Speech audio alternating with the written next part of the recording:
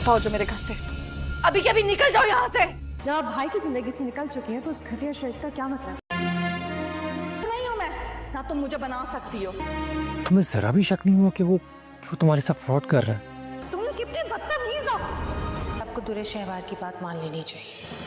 Drama serial दो किनारे के आने वाले एपिसोड में आप लोग देखेंगे दुरे शेवार ने जुल्म पे जुल्म करके अपनी जिंदगी इस बार इतनी बर्बाद कर दी है कि अब उसके पास वापस जाने का कोई भी रास्ता नहीं बचा, क्योंकि वो लोगों के साथ जुल्म करने में इतनी अंधी हो चुकी है कि यहाँ तक कि उसने इस बार अपना बाप ही खो दिया। दुरे शेवार की बदतमीजियाँ और उसकी मकारियाँ उसका बाप जेल जेल कर आखिरकार उसे इस बार बहुत बड़ा सदमा लग गया और यहाँ पर इस बार अब दुरे शेवार अपने बाप को खुद ही खा गई। अब दुरे शेवार से इस बार सब घर वाले इतनी नफरत करने लगेंगे कि दुरे शेवार ने कभी भी इसके बारे में नहीं सोचा था कि वो अपने करतूतों के साथ इस हद तक पहुंच जाएगी कि एक तरफ अपने बाप की कातिल बन जाएगी और दूसरी तरफ अपने घर वालों की नफरत भी उसके हिस्से में आ जाएगी। वहीं दोस्तों दूसरी तरफ नैनी जो कि दुआ का ख्याल रखने के लिए दुरे शेवार के घर पर रहने आ चुकी है, वो हर पल पल की खबर दुआ की वलिद को पहुंचाती रहती है, यहाँ तक कि वो वलिद से दुआ की वीडियो कॉल पर बात भी करवा देती है। और वलिद अपनी बेटी को देखकर काफी खुश भी होता है और काफी परेशान भी कि उसकी बेटी उसके पास नहीं है। अगर उसके पास होती तो वो इस हाल में ना होती।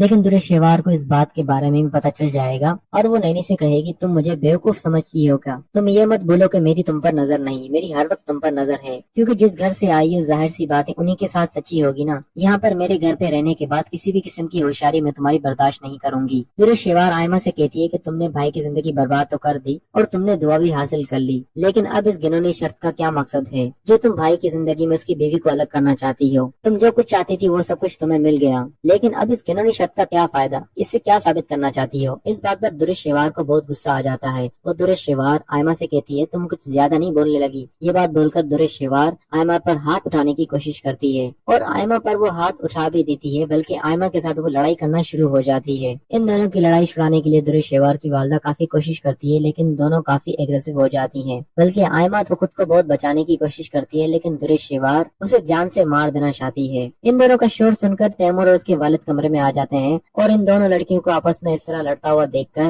तैमूर तो हक्का बक्का रह जाता है, लेकिन दुरे शेवार का बाप ये सब कुछ देख नहीं पाता और उसे ये सब कुछ देखने के बाद सदमा लग जाता है और अचानक से उसके शोल्डर में एक दफा फिर दर्द शुरू हो जाता है और वो उनका दर्द नाकाबिले बर्दाश्त होता है। उसी दर्द की वजह से वो वहीं पर गिर जाते हैं और यहाँ पर दोस्तों अब लगता यही है कि वो इस बार इस दुनिया से ही चले जाएंगे, क्योंकि उनका इस दुनिया से जाना दुरे शेवार को एक बहुत बड़ा सबक मिलना चाहिए, क्योंकि वो अब तक दूसरों के साथ जुल्म कर रही थी, लेकिन जब उसके साथ जुल्म हुआ तब उसे पता चले कि दूसरे के साथ जुल्म करने के बाद कितनी तकलीफ होती है। और इस बार जब उसके घर में मातम होगा तब उसे पता चलेगा कि अब तक वो क्या कुछ कर चुकी है।